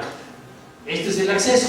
Aquí es cuando se abre, cuando se deja de pasar el andador de 6-7 metros de ancho, se llega a la escalinata. Aquí está el umbral, aquí está la recámara principal, que esta sí está viendo hacia el Teposteco y hacia la parte de atrás, hacia el Cerro Cuate, se llama el Cerro Cuate, el que está en la parte posterior, los techos inclinados. el sistema constructivo es el tradicional del lugar. Allí, si ustedes van, muchos de las construcciones con arquitectos o sin arquitectos están hechos con vigas de madera a cada 55 centímetros. Las vigas son de 3 por 6 y con un ladrillo grandote que le llaman solera de ladrillo, que mide 26 por 52. Encima se le pone una capa de cartón asfáltico para la cuestión del agua y encima la teja, exclusivamente. Yo he visto, les decía yo en la visita, muchas soluciones que hacen los arquitectos que ponen encima del ladrillo, ponen una losa de concreto de 5 centímetros, pero no se necesita, es innecesaria. Dicen que es la capa de compresión, pues sí, será capa de compresión, pero no se necesita. Lo que ellos hacen es una losa de concreto chapeada con ladrillo por abajo y con vigas de madera sobrepuestas falsas, porque las vigas de madera se podrían quitar y dejar solamente la losa de concreto. Bueno, entonces el sistema constructivo es el tradicional, nosotros lo copiamos del lugar. Bueno, aquí está el acercamiento, aquí todavía no, creo que no existía la ampliación. Esta es la biblioteca, la recámara, claro, tiene un corredor por la vista impresionante del Teposteco, y este es el acceso hacia la parte posterior, que está toda la zona jardinada. Bueno, los que ya la vieron, no, la casa ha tenido varias etapas, ustedes saben, es que el señor ha tenido varias esposas. Entonces, cada señora que llega, pues le cambia el color a la casa, cuando menos, ¿no? No sé, le cambiará otras cosas también, pero por lo pronto el color. Entonces, esta es la segunda etapa. La segunda etapa es esta. Si lo ven, estaba pintado color marrón arriba. Me parece que está mejor esta porque hay humedad en la parte baja con la alta. Bueno, el sistema constructivo, ayer, yo les platicamos, Raúl preguntaba, yo no pongo los castillos aquí porque aquí viene un muro y hay otro muro que va a 90 grados para allá. Aquí, este es un piso, aquí está la ventana que da hacia el sur, y aquí está otro piso y aquí está la ventana que da hacia el sur, y obviamente esta recámara tiene la ventana hacia el sur. Aquí viene el techo bajando. Estas son las puertas de la demolición, les decía, son de 60 centímetros, entonces el baño tiene que ser de 1,20. La altura también era una altura, no recuerdo ya la altura, mayor de 2,10, han de ser como 2,80, 2,70 las puertas que insisto, había que poner. Los elementos de concreto son estos sí, los cerramientos, porque acuérdense que aquí es para recibir vigas de madera. Entonces, en vez de recibir las vigas de madera sobre el adobe, recibimos las vigas de madera sobre la cadena de concreto. Son cadenas de concreto de 15 por 15 con 4 varillas de 3 octavos, o sea, no tienen mayor sección ni mayor recubrimiento. Aquí está la teja sobrepuesta, ya les dije, el cartón asfáltico abajo, y en esta casa, en la época que se hizo, estamos hablando de los años 80, se vendía un material que se llama el tejamanil, que era la corteza del árbol. Entonces, muchos de los techos tienen abajo tejamanil. Posteriormente, como cuando se le quita la corteza al árbol, el árbol se muere, se prohibió muy correctamente la venta de tejamanil comercialmente, entonces ya no pusimos tejamanil, sino la solera de ladrillo. Bueno, la anterior, es la misma foto del mismo lugar, miren, la anterior, por favor. Esta, cuando estaba recién terminada la construcción. Bueno, quiero decirles, miren, 1 nivel, 2 niveles, 3 niveles de adobe. Ayer, el lunes, me preguntaban unos compañeros, no sé si están aquí, ¿sí están? Me preguntaban que estaban haciendo una construcción de 3 niveles de adobe, que si la podían hacer. Y le dije, bueno, pues hay que sacar una prueba de resistencia del adobe. Hay adobes de 30 kilos por centímetro cuadrado, hay adobes de 40, sobre todo los estabilizados. Los estabilizados, adobe 90, tierra 10%, cemento, llegan a tener la misma resistencia que un ladrillo cocido. Estamos hablando de 60 y hasta 70 kilos por centímetro cuadrado. Yo digo, pues ¿qué adobe van a usar? Hagan una prueba del adobe y ya se verá si sirve para 2 niveles o 3 niveles. El adobe de Tepoztlán, que es 10 de ancho, 40 de cara y 28 de profundidad, son muros de 28. Fíjense, ¿a qué equivale un muro de 28? 2 muros y medio de ladrillo. El ladrillo mide 12, ¿no? Es 6, 12, 24, son 12 y 12, 24, más 4 centímetros más. Bueno, esta foto se las enseño recién, y esta unos años después. miren nada más la fedacidad, ¿no? Yo digo que a mí me gustan las casas con muchas plantas. Ya les decía que soy wrightiano en el sentido de oír los consejos de Wright. Wright les decía a los arquitectos, váyanse muy lejos de su casa cuando salgan para que nadie conozca los adefesios que hagan. Si no se pueden ir muy lejos, pongan muchas plantas. Como yo no puedo irme muy lejos de mi casa, pues miren, muchas plantas, ya no se ve la construcción y queda solo la vegetación. Las columnas también son de los artesanos de Michoacán, magníficas piezas y de costos muy reducidos, la vista hacia el fondo. Creo que hay más fotografías. Bueno, esta es la que quería llegar. Miren, aquí están las recámaras. Yo estoy desde una recámara viendo esto que está aquí, el paisaje. Esta es otra recámara que tiene lo mismo. Esta es otra que tiene la misma vista. Y esta recámara, claro, con las distintas alturas, todas viendo hacia el sur. Y esta es la zona del terreno hasta llegar a esta parte. Aquí está la barra de adobe también, como límite del terreno de los 3.000 metros cuadrados. La vista al revés. Aquí está la ventana en la recámara. Bueno, aquí estaba la ventana, porque ya la taparon. Aquí por arriba, quería yo que vieran, están los ventiladores. Es decir, son unas ventanitas de 15 por 15 con malla, ¿cómo se llama? Como alambre cerrado, claro, para la ventilación, para que el aire caliente suba por convección natural y haya un movimiento de aire en el interior de los espacios. Esta es la parte posterior, hay una terraza y aquí hay un salón como de un gimnasio. La recámara principal está aquí, viendo hacia acá y viendo hacia la sierra de Temosteco, ¿sí? Bueno, aquí está, miren, cocina, comedor, sala. Este es el espacio, les digo, en esa zona, el espacio que más se habita.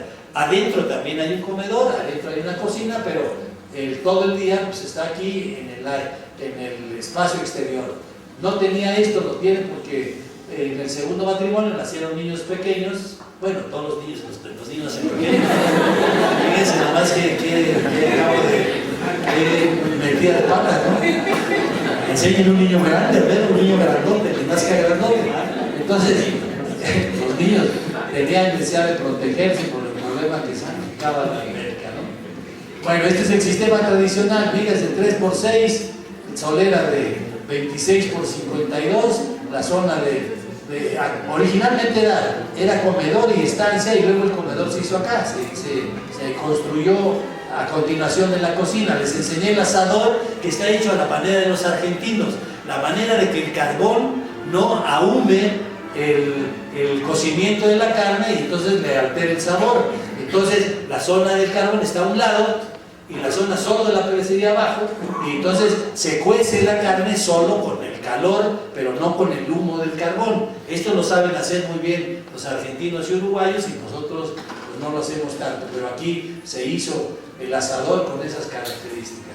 La zona interna, ya dijimos, la terraza está aquí, aquí está la estancia, como son 9 metros hasta acá, la luz de aquí no alcanza a llegar hasta acá, entonces hay que tener luz cenital para compensar la luz que está por fuera. Los equipales mexicanos ya lo saben, por acuerdo, sí, aquí están los equipales, un boceto de un mural de Guillermo Ceniceros, el cuarterón de barro de 40 por 40, que también es el piso que se usa en esa región en muchas partes.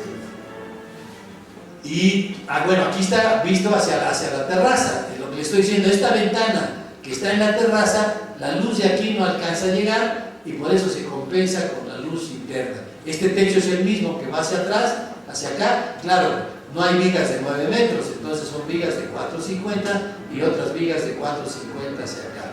Este es un autorretrato. A ver, déjame ver, por favor.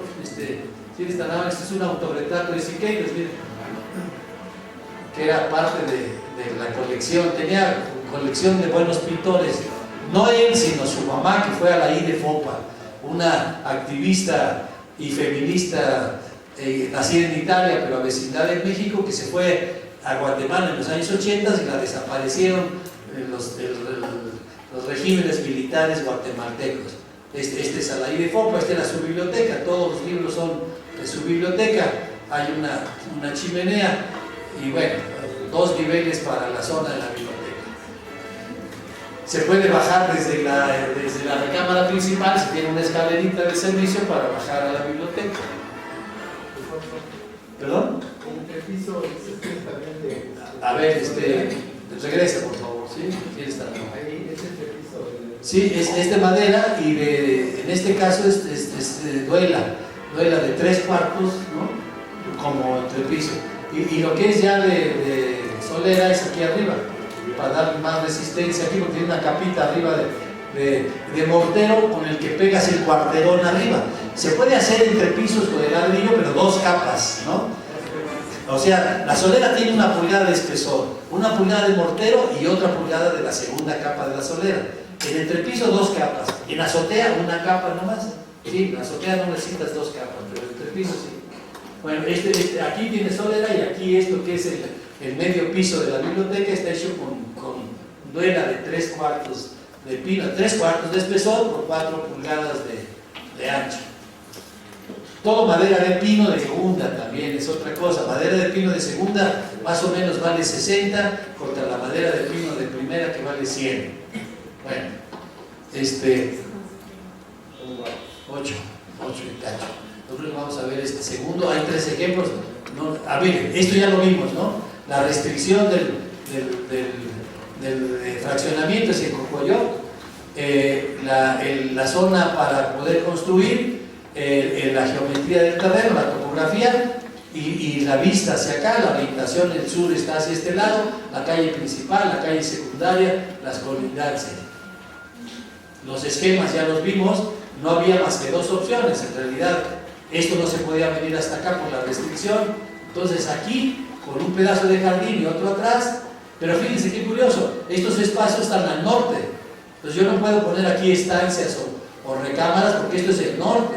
Las estancias y recámaras tengo que ponerlas para abajo, porque es el sur. Un factor fundamental, creo yo, en todo proyecto arquitectónico es la orientación. Se trata de hacer espacios iluminados y soleados. Entonces, ¿qué hay que hacer? Buscar la mejor orientación posible. En este caso, en México y en Cocoyoc, es el sur. Entonces, todos los espacios arquitectónicos habitables, la terraza, la recámara y las 2 recámaras que están aquí arriba, todas están orientadas hacia el sur, que además en este caso coinciden con la mejor vista. Hay veces que no, que la vista está para un lado y la orientación mejor para otro. Habrá que equilibrar o habrá que hacer quiebres en los espacios, pero en este caso coincide la mejor vista con la mejor orientación. Bueno, aquí los esquemas. Quiero comentarle algo particular al Alejandro. Fíjense que hace rato hablaba yo con Jorge y Jorge me decía que él, desde que empieza a hacer el primer croquis de un proyecto hasta el último, todo lo guarda y lo almacena y lo tiene y puede mostrar la historia de sus proyectos. Yo lamentablemente no, soy una persona muy desorganizada. Yo hago croquis en servilletas del restaurante y hago croquis, ya iba a decir que el papel del baño, pero no es cierto. No me gusta estar mucho tiempo ahí ocioso. Les voy a decir por qué. Porque hay gente que tiene su revistero. A mí me ha tocado hacer baños y me dicen, oye, ¿y dónde voy a poner mis revisteros? Pues entonces hay que hacer un espacio porque el señor allí lee las revistas. Espero que sean revistas que no tengan que ver con la función que está desarrollando, pero en fin. Entonces, yo no puedo. Entonces, el garabateo, muchas cosas, las servilletas, lo que tengo a la mano, y entonces eso se pierde. Entonces, la crítica de Alejandro La Valiosa era válida, pero él estaba dando por supuesto de que los croquis no habían existido antes, y era imposible. Si esos croquis no existen antes, es imposible después tener la proyección del espacio. Primero son croquis, y croquis, y croquis, y croquis. Yo les decía, yo uso la técnica digital más antigua del mundo. ¿Saben cuál es? Miren, así. Con los dedos. Esa es la técnica digital, ¿no? Antes de la digitalización. Se llama técnica digital C40. ¿Saben por qué? Porque son 40 calcas. Es una calca y haces el croquis y quitas otro papel y haces otra calca y otra, más o menos 40. Estoy inventando el número, ¿no? Pero es la técnica digital C40. ¿sí? Yo creo que eso no, las máquinas no lo pueden obviar, o no deberían obviar la necesidad de hacer croquis de representación antes de pasarlos a las máquinas. ¿Saben por qué? Picasso decía, fíjense, no Picasso, Einstein, perdónenme, Einstein, fíjense la frase que decía Einstein: si no lo dibujo, no lo entiendo. ¿Por qué? Porque parte del proceso del entendimiento humano está en el dibujar. El dibujar no es una actividad manual, mecánica, es una actividad que permite reforzar las ideas que tiene uno en la mente. Mozart, por ejemplo, decía en una carta que tiene, que no se sabe si es apócrifa o no, dice Mozart, dice: yo solo bajaba de mi mente al papel lo que tenía, las imágenes que yo tenía en la mente. Pero ¿cómo las bajaba? Pues obviamente, si tiene la imagen en la mente, ¿cómo se llaman? Los dedos y el lápiz funcionaban perfectamente. Por favor, vean los facsimilares de las partituras de Mozart, ¿sí? ¿Alguien las ha visto alguna vez en algún libro? ¿Cómo son? Tú decías que sí. ¿Cómo son las partituras de Mozart? Los facsimilares que se conservan. No tienen enmendaduras, no tienen tachones, no tienen rayaduras. Es como si realmente, bueno, no realmente, lo que pasaba es que él de su mente iba dictándole a la mano y iba dibujando. No se equivocaba porque la mente estaba guiando el proceso. En cambio, vean las partituras de Beethoven. ¿Cómo son las partituras de Beethoven? Pues tienen casi, yo digo que casi tienen sangre. Porque tienen raspaduras, enmendaduras, tachonaduras, roturas, porque de tanto borrar el papel, pues se dañaba, se cortaba, etc. ¿Por qué? Pues porque a él ese proceso de bajar de la mente al papel las ideas le costaba mucho trabajo. En Mozart no. Sí, bueno, si no ven las partituras, nada más vean la película esta de Amadeus, ¿recuerdan? En donde el tal Salieri está fascinado porque el otro está enfermo, está en la cama y le está dictando de memoria líneas melódicas de instrumentos distintos y a una velocidad que él no alcanza a pasar con la mano, ya no digamos a imaginar. Él está dibujando la partitura y no alcanza, no va a la velocidad del dictado que le está dando Mozart, según la película, y yo creo que se asemeja a la realidad. Bueno, conclusión. Dibujen, hagan croquis, hagan garabatos, muchos, antes de meter a la máquina todo. Ya les voy a platicar una anécdota de la máquina, de los compañeros que son buenísimos para hacer proyectos en las máquinas, pero que no tienen la costumbre de hacerlo con papel y lápiz. Bueno, entonces, croquis y garabatos, esta es la parte alta. Y aquí vienen algunas ideas de visualización. ¿Dónde meter los ventiladores? Porque el viento viene aquí, se necesitan ciertos captadores de aire para meter ventilación tanto de fuera hacia adentro como del interior hacia el exterior. Esquemas allí hay un porcentaje de techos que tienen que ser inclinados, o sea, losas planas. También permiten las losas abovedadas, pero un porcentaje tiene que ser techos inclinados. Esquemas de trabajo. Miren, esta es la zona de la terraza, con una idea inicial. El viento soplaba en este sentido. ¿Para qué? Para que la vista de esta recámara pase por encima de la estructura de la terraza. Aquí está la otra recámara, la ventana hacia el sur y hacia el poniente, matizada con un alero que aquí ya no está, el respiradero en la parte superior, etcétera, etcétera. Los croquis. Miren, es el corte, el primer corte, no tiene medidas. Yo nada más sé que este es un nivel y este es otro nivel. No tengo definido exactamente la altura. Sí sé que la escalera va a venir acá y que las directrices de la zona de la estancia me van a permitir hacer la bóveda. Esta es la vista de la entrada. Aquí está la entrada y entonces viene una curva aquí. ¿Por qué razón? Miren, porque hay un puente. Hay un puente sobre la estancia. Esta es la estancia. Y aquí subo por la escalera aquí, pero aquí hay un puente para ir a esta recámara y la otra recámara está de este lado, insisto, todas hacia el sur. Esta es la fachada norte. Entonces, este es el primer esquema de la volumetría de la cubierta. Ahora, el mismo croquis, nada más que en vez de verlo desde el sur, es verlo desde el oriente. Aquí está la media curva de la escalera, aquí está, y lo estoy viendo desde el oriente. Entonces otra vez, esa es la fachada norte, la subida, ¿para qué? Para que cuando yo pase por aquí, tenga la altura para poder pasar por el puente. Por eso el esquemita este. Aquí necesito tener las dos alturas y poder tener acceso a la recámara que está de este lado. Bueno, esquemas, aquí quería yo partirlo en tres, pero no se podía porque estaba montado este sobre este. Bueno,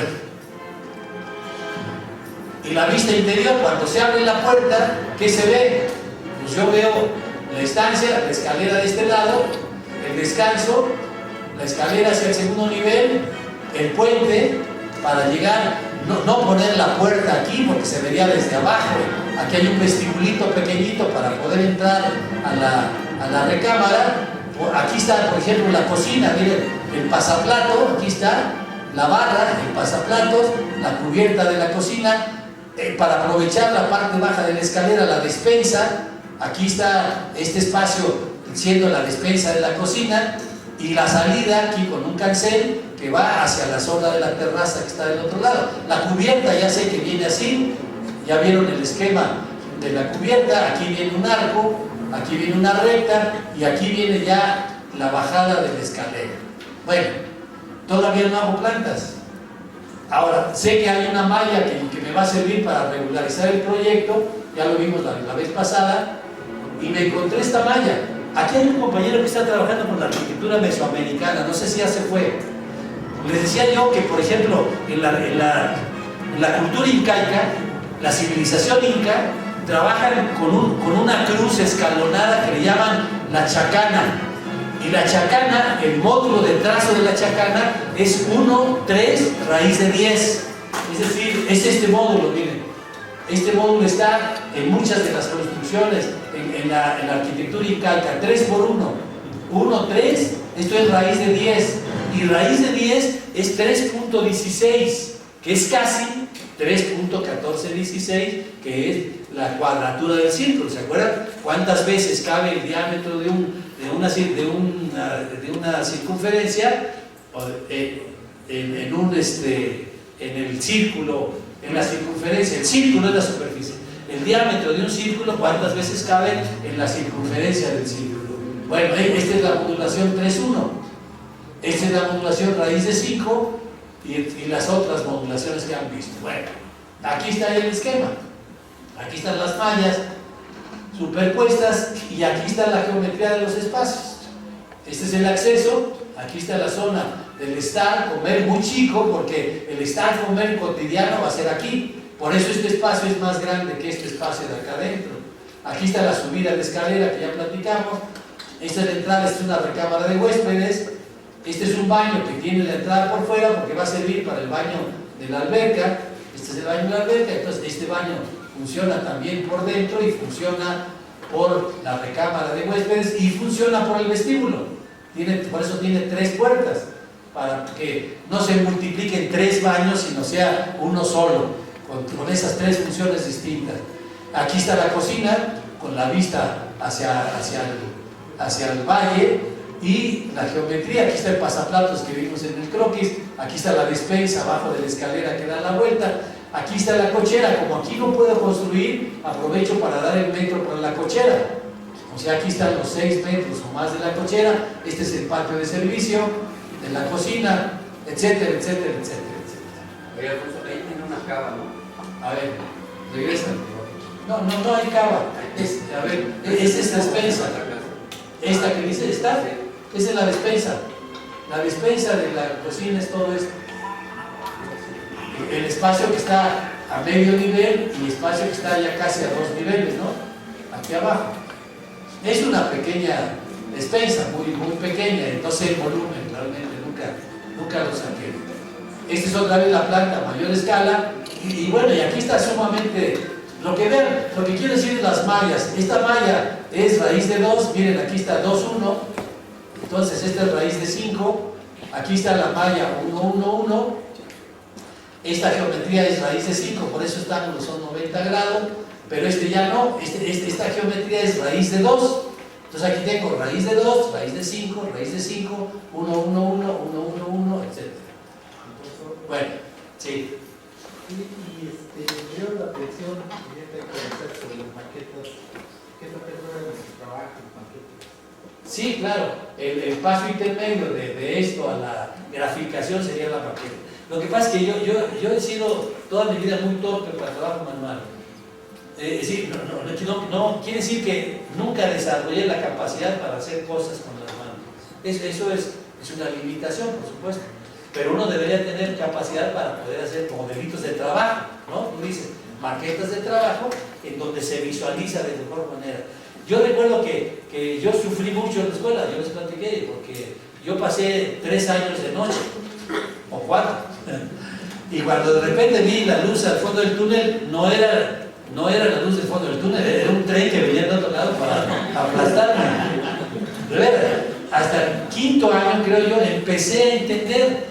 Los 3 años o 4 me pasé haciendo lo que el maestro me decía. Maestro, ¿para dónde quiere que ponga la recámara? ¿Para acá? ¿Para la derecha? ¿Quiero una recámara más? Con mucho gusto, maestro. ¿Saben por qué? Porque el sistema es chantajista. Si yo no hago lo que el maestro dice, me va a reprobar, ¿no? Entonces, ¿qué quiero? ¿Pasar o reprobar? Entonces, para pasar, hay que hacer lo que el maestro dice. Y después ¿Qué? sale una manzana, ¿verdad? Hace lo que Sí. quiere, ¿no? Fíjate lo que dice Alejandro. Yo digo que a veces, no en todos los casos, pero vamos a apuntar una idea. A veces los mejores alumnos no son los más capaces, son los más obedientes, ¿no? Son los que mejor siguen la interpretación del maestro. A lo mejor el maestro hace muchos proyectos y tiene muchos dibujantes haciendo los proyectos del maestro. A veces, insisto, puede ser que no. Ayer platicamos del Moral, fíjense, del Moral ni siquiera se atrevía a usar un lápiz para poner la punta del lápiz en el plano del alumno. Qué cosa tan interesante, ¿no?